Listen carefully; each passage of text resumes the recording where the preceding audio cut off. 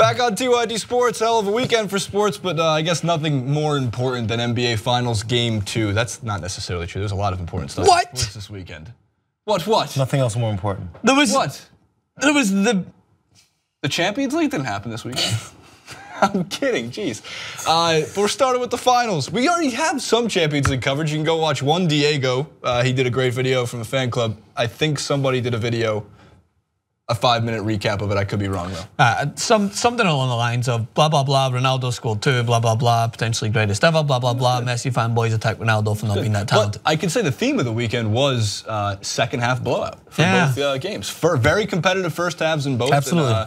And look, in Game 1 of the NBA Finals, we had a competitive first quarter. In Game 2 of the NBA Finals, we had a competitive first 2 quarters. And by that trend, for Game 3, we're going to look at a tie game heading into the third. Yeah. I'm sorry, into the fourth. But in terms of what we've seen, the game itself, Kevin Durant, love him or hate him, which I think 98% of you guys, at least in our audience, hate him. He's a snake, yada yada.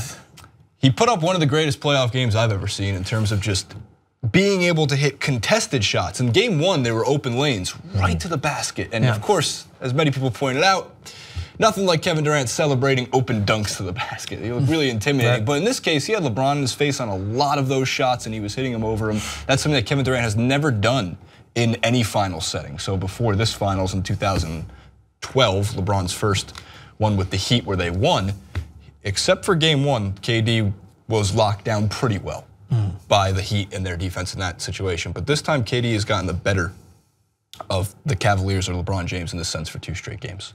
JR? He played a more well-rounded game. We're talking about Kevin Durant. Yes. He had what? Steals, blocks, 5 blocks, 3 steals. And so even when players like Kevin Love actually had a decent game in the second game, he was there to also play further defense and then limit those types of guys from going off. But I mean, you kind of have 2 weapons right now in Cleveland. And Kyrie didn't have the best first half. There was many open, I mean, we call them open layups.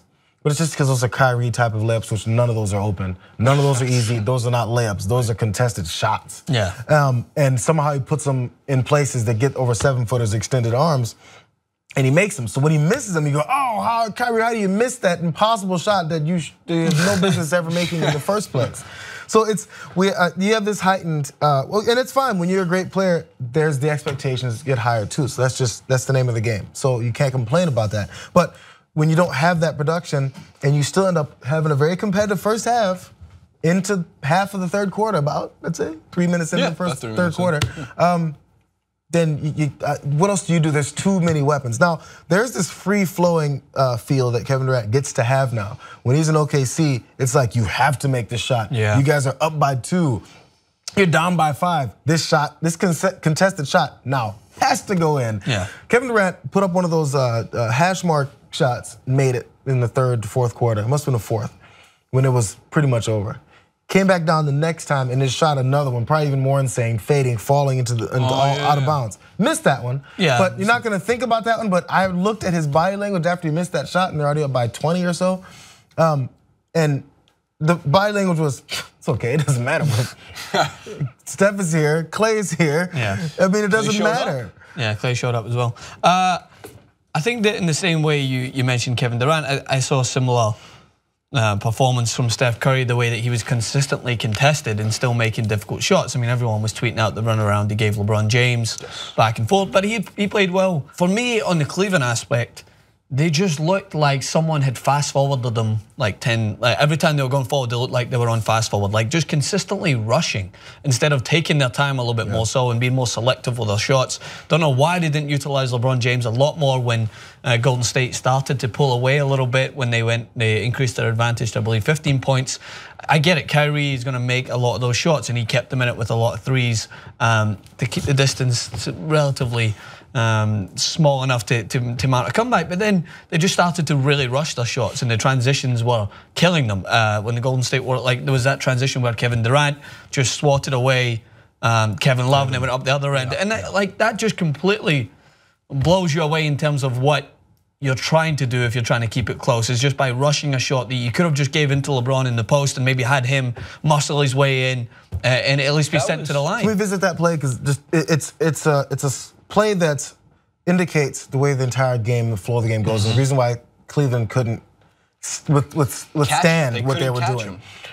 So on that play, Kevin Love is trying to back down Kevin Durant, who's already playing. We know he's a good defender, but as he's backing him down, it's everyone else is standing and watching. So it turns into an ISO offense for Cleveland and a run and gun, pass around, moving. Someone's always open offense for the Warriors. Always. So then when you are chasing someone on defense, as you do the whole time and switching and this and that and a double screen, and then Klay sets the screen and then pops out, and he's always open because now you're looking at KD and Curry or whoever else is on the floor making three-pointers, sometimes Green. So you have one way of playing defense where it's erratic and you're tired. We saw them, LeBron was very tired. There was a point where and you have to go down an ISO on offense, and that's easy to defend now. Yes, but what's so interesting, so the Cavs are the best in the league in isolation ball, and first rank in everything. Field goal percentage, points not just off turnovers and then setting up in an isolation scheme. Why can't I think of the word off the top of my head? But what's so interesting is the Warriors are not. And so there's a couple of times, and this is one of the things I've seen in game 1 and in game 2, where Kevin Durant was running in an isolation setup, right? And the Cavs want that because when the Warriors slow the game down, it's beneficial to the Cavs. When the Cavs slow the game down for themselves on offense, it's also beneficial to the Cavs. Anything at any speed higher than that has been detrimental. They cannot catch him, they cannot run with him in transition. I can't believe there was a point where all 4 had their back turned on an inbound pass. That was never anything I've seen from any finals team in a long time. Just looked like complete miscommunication. So they run an isolation set with Kevin Durant, and he ends up taking the 3, and it clunks off the top of the front of the rim, right back into the hands of, I believe, either Kevin Durant or it was Draymond Green, and he puts it right back for a 2. So if they're gonna run the isolation set and get the defensive stop or the missed shot, you have to get the defensive rebound. If you're gonna let them get second chance points, you're never gonna catch what looked like an insurmountable lead, even when it was close. Every time they brought it within 6 or 3 or 2, they could not close the gap to take the lead. 1.5 mistakes, it all it takes. Then they score 6 points on you in 32 seconds. And it looks like it took the Cavs 3 minutes to get 6 points. It looks like it takes the Warriors 25 seconds to get 6 and points. it's not, and that is, it's a double, it's what happens on both ends of the court that JR was saying, is like, they'll get a stop, and then regardless of how high a tempo you push on defense when it comes to Cleveland, there's still always gonna be an open look at times for Golden State Warriors, and they have to make sure that that is something that they address going back to Cleveland. Like, it's not just their best shooters that are being left open. Like, they'll try to overcompensate with the fear of Klay Thompson having an open 3, and they'll leave Iguodala open, and he had an easy shot from 3 as well, and he's going to knock that down. And that's what that's what Cleveland has to understand is, of course, I mean, it's you can't even put it into perspective. Like, how are you going to stop a team that every player on the court can shoot a 3 at one point, you know? But it's, if they're going to run the risk of rushing their offense to get stopped, is they have to have their shit together a little bit better on defense, and not be done so, in my opinion, easily by the screens constantly. You know what Golden State Warriors going to do with the pick and roll, but I get it. It's easier said than done. But Cleveland have shown consistently this is not a team that's completely on the other end of the spectrum when it comes to talent. Cleveland are a very talented team as well. But at the moment, everyone, of course, is jumping on the idea that it's either going to be a blowout or the Golden State Warriors are looking in great shape, which they do. But let's remember, last year, I believe they won game 1 by 15, and then they won game 2 by 30 plus. Again, last year it's expected. It's a good measure to go by, but the only difference is that that KD guy. There's that guy from Kevin Durant. There's 2 press conferences to get to. For one, there was some backlash to LeBron James, who's never been a good loser. When he loses, he's never been the most fun at a press conference.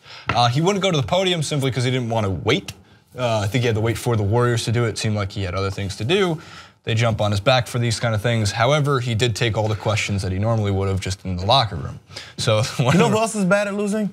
Anybody who's ever won at a high level. Well, you ever see, actually, Blake Griffin has a stand-up act, which I think was written for him, regardless, where he talks about, you try running around for 48 minutes in like the most important game of your life, and then ask you a question. You're supposed to like cognitively think of a good answer, regardless. And be happy about it. Be good at.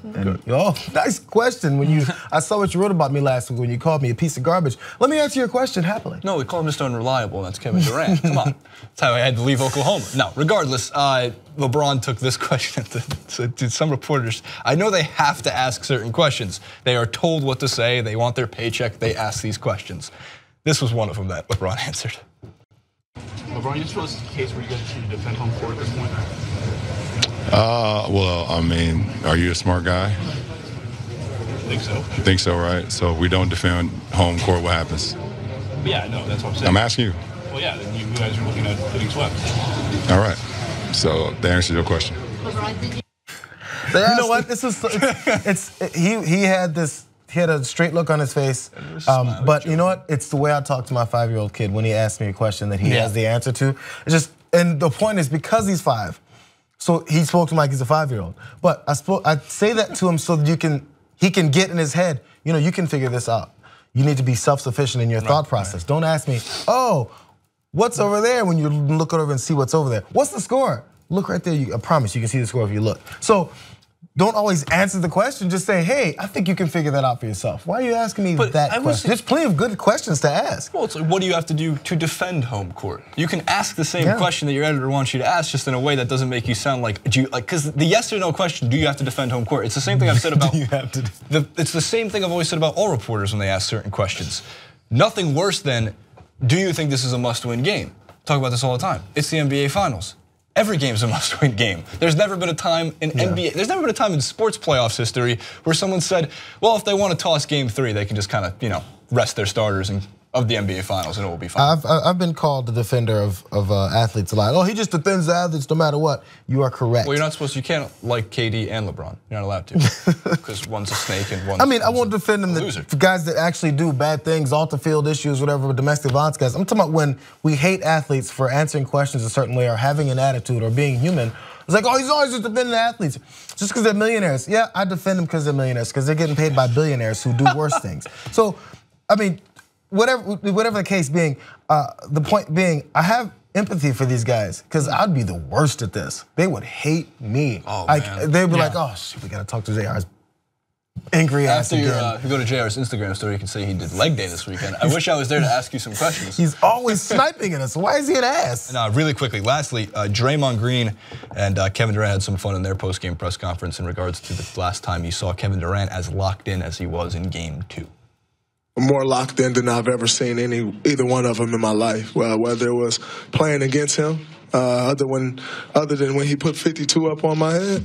54. My fault. Short changer. Yeah, that's fun. 2014, the Warriors played the Thunder and Durant scored. You know who doesn't like to lose?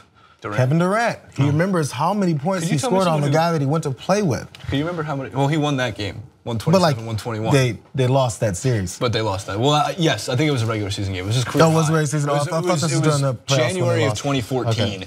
Okay. So before, this is when people really love the Warriors. They're like, this fun team. Yeah. And then it all before they got good, then everyone's like, they're no longer fine because they win.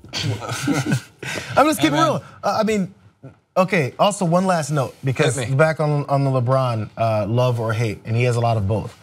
He just tied Magic Johnson for the most triple doubles in finals ever with 8. He's gonna break that. And the next nearest players, whoever they were, have 2.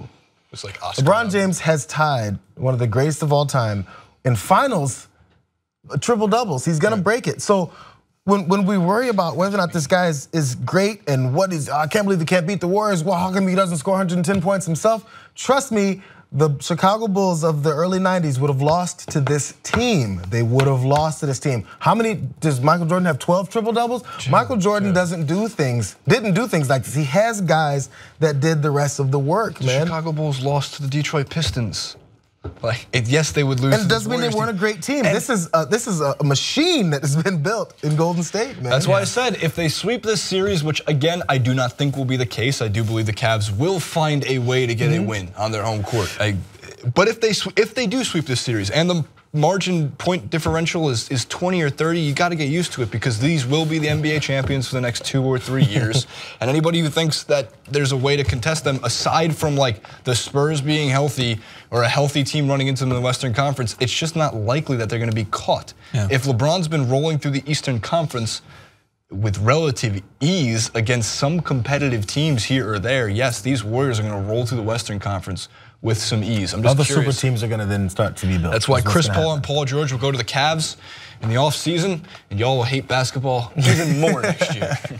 Comment below. Let us know what you thought about Game 2. Does LeBron and the Cavs find a way to get back in Game 3? And by the way, all the Warriors did was win at home. If they won by 1 point in each of these first 2 games, it's still 2-0. It's not a series until someone loses at home. Right. I like that. All right, comment below.